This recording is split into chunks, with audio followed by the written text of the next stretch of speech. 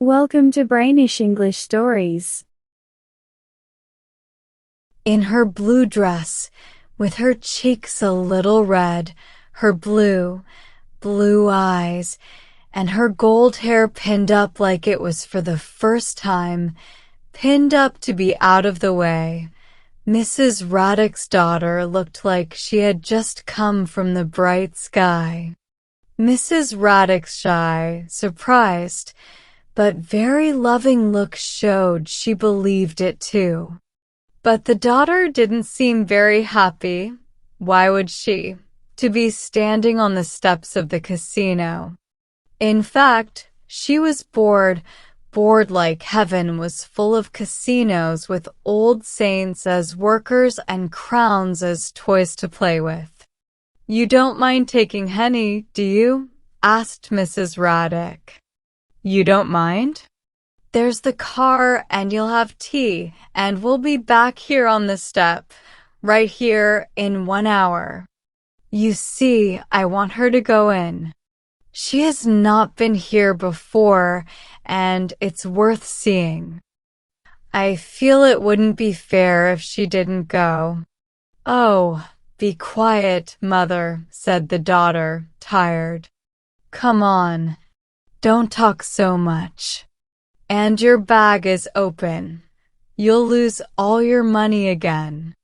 "I'm sorry, dear," said Mrs. Raddick. "Oh, do come in." "I want to win money," said the daughter's impatient voice. "It's all fine for you, but I don't have any money. Here, take 50 francs. Dear, take 100. I saw Mrs. Raddick giving her some money as they walked through the doors. Henny and I stood on the steps for a moment, watching the people. He had a big, happy smile. "I say," he said, "there's an English bulldog. Are they allowed to take dogs in there?" "No, they're not. He's a cool dog, isn't he? I wish I had one. They're so fun. They scare people a lot, but they're never angry with the people they live with." Suddenly, he grabbed my arm. "Look at that old woman." "Who is she? Why does she look like that? Is she a gambler?" The old woman, wearing a green satin dress, a black velvet cloak, and a white hat with purple feathers, slowly walked up the steps like she was being pulled up by strings. She stared ahead, laughing, nodding, and making weird noises to herself. Her hands held tightly to what looked like a dirty old bag. But at that moment, Mrs. Raddick came back with her daughter and another lady standing in the background. Mrs. Raddick rushed to me. Her face was bright, happy, and she looked different. She looked like a woman saying goodbye to her friends at the train station with no time left before the train goes. "Oh, you're still here. How lucky. You haven't left. That's great. I've had the most terrible time with her," and she pointed to her daughter, who was standing completely still, with no emotion, looking down and moving her foot on the step, as if far away. "They won't let her in. I told them she was 21. But they don't believe me. I showed the man my wallet. I didn't dare to do more. But it didn't help. He just laughed at me. And now I've just met Mrs. Maswan from New York, and she won 13,000 in the private room, and she wants me to go back with her while her luck is good. Of course, I can't leave her. But if you'd..." At that moment, she looked up and gave her mother a terrible look. "Why can't you leave me alone?" she said angrily. "What nonsense! How dare you cause a scene like this? This is the last time I'll go out with you. You really are too awful." She looked her mother up and down. "Calm down," she said very proudly. Mrs. Raddick was desperate.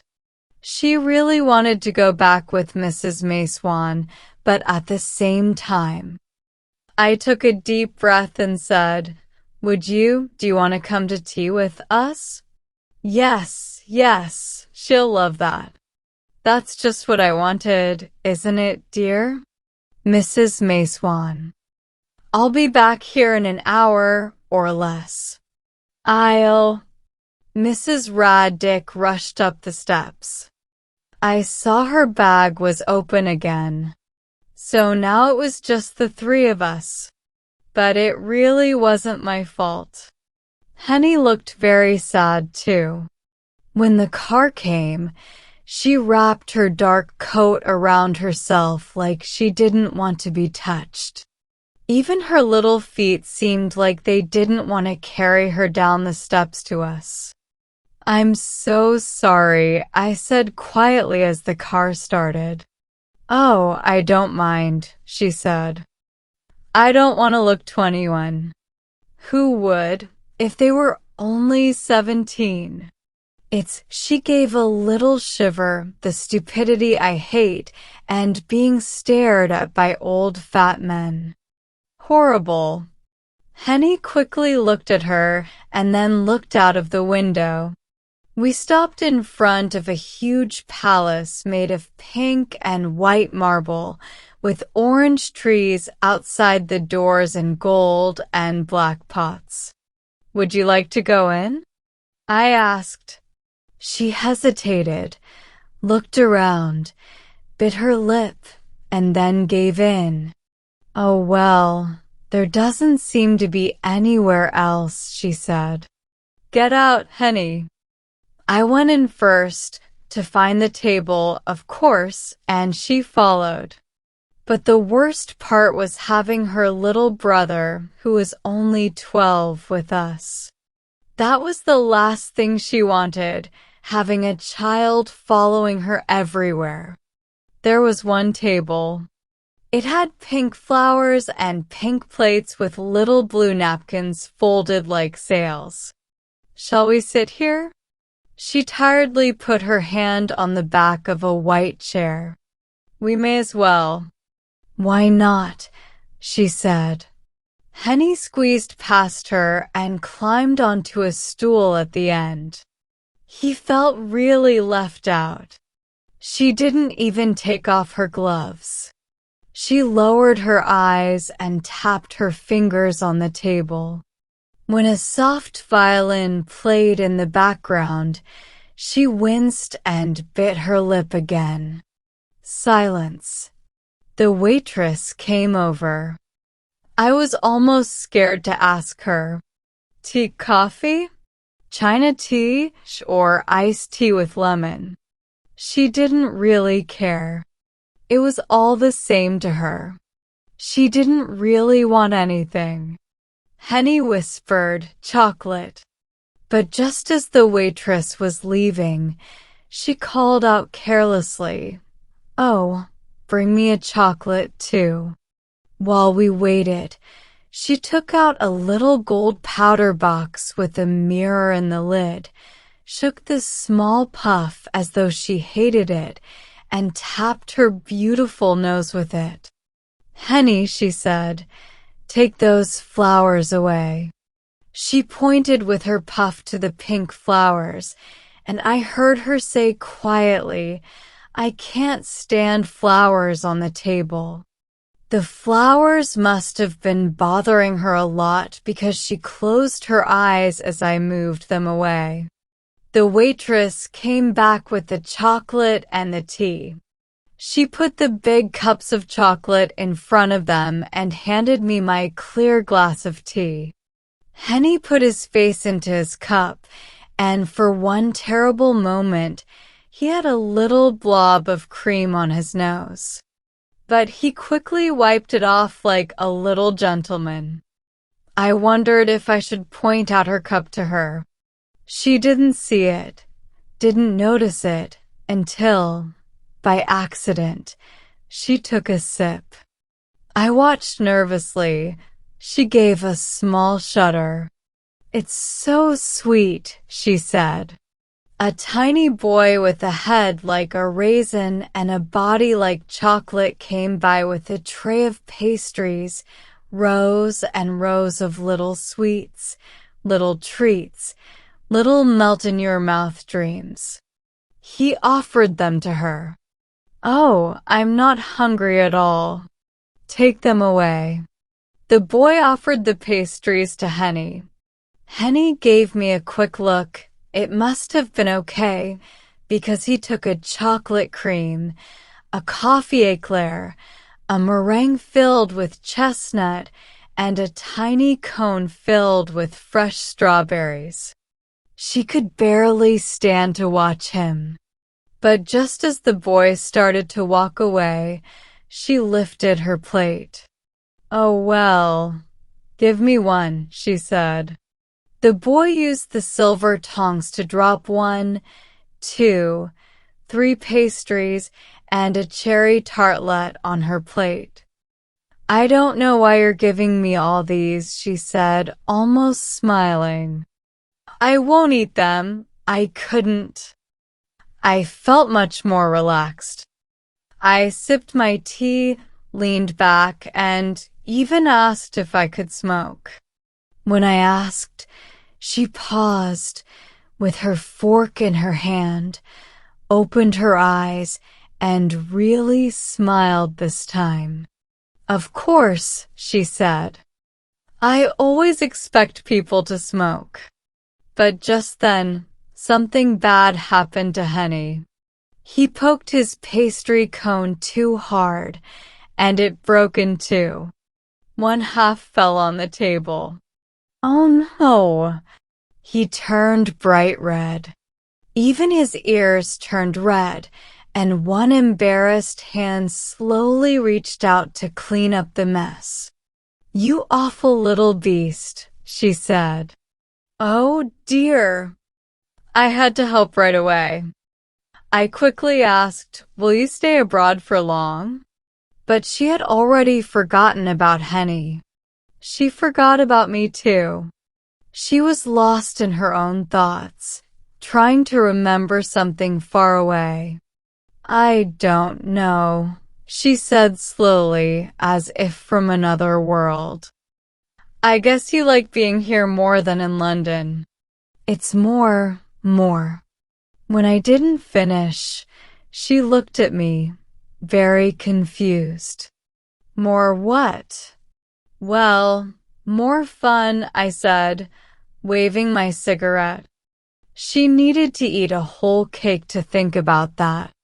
Even then, all she said was, "Oh well, that depends." Henny had finished his food.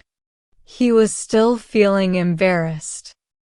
I quickly grabbed the dessert menu from the table.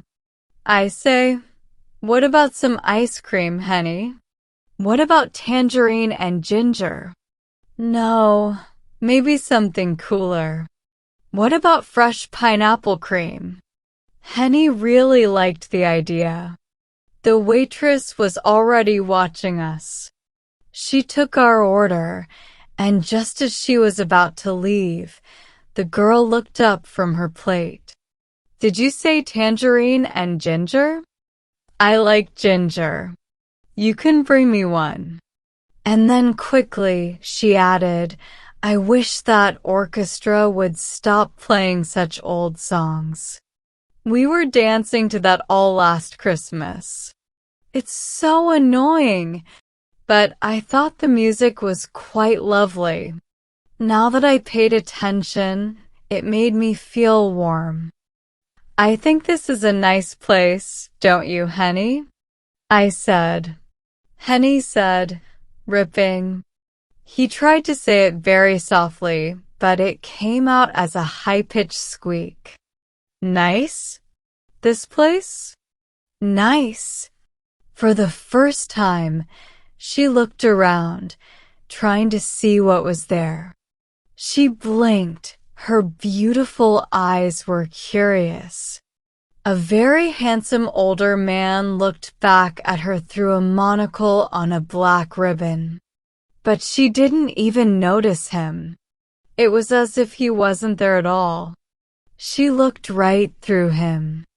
Finally, the little spoon stopped moving on the glass plates. Henny looked tired, but she pulled on her white gloves again. She had some trouble with her diamond wristwatch because it was in the way. She tugged at it, tried to pull the silly thing off, but it wouldn't budge. In the end, she had to pull her glove over it. I could tell she couldn't stand being in this place any longer. She jumped up and turned away while I paid for the tea. Then we were outside again. The sky was darker now, and small stars were shining. The big street lamps glowed warmly. While we waited for the car, she stood on the step, just like before, twirling her foot and looking down. Henny ran forward to open the door, and she got in, sinking back into the seat with a big sigh. "Tell him," she said, "to drive as fast as he can." Henny smiled at the chauffeur, his friend. "Allez vite," he said in French, telling him to hurry. Then he sat down on the small seat facing us. She took out her gold powder box again. Once more, she shook the little puff and gave a quick, secret look at herself in the mirror. We sped through the black and gold town like scissors cutting through fancy cloth. Henny had a hard time trying not to look like he was holding on to something for dear life. When we got back to the casino, of course, Mrs. Raddick wasn't there. There was no sign of her anywhere, not on the steps, not at all. "Will you stay in the car while I go and look for her?" I asked. But no, she didn't want to do that. No way. Henny could stay in the car, but she didn't like sitting in cars. She wanted to wait on the steps. "But I don't really want to leave you here," I said softly. "I'd feel much better if I didn't leave you alone." At that, she threw back her coat and turned to face me. Her lips parted. "Good heavens, why?" I don't mind at all. I like waiting." Suddenly, her cheeks turned red and her eyes became darker. For a moment, I thought she might cry. "Elle, let me, please," she said in a warm, excited voice. "I like it. I love waiting. Really, really I do. I'm always waiting in all kinds of places." Her dark coat fell open, and her white throat, and her soft young body in the blue dress looked like a flower just beginning to bloom from its dark bud.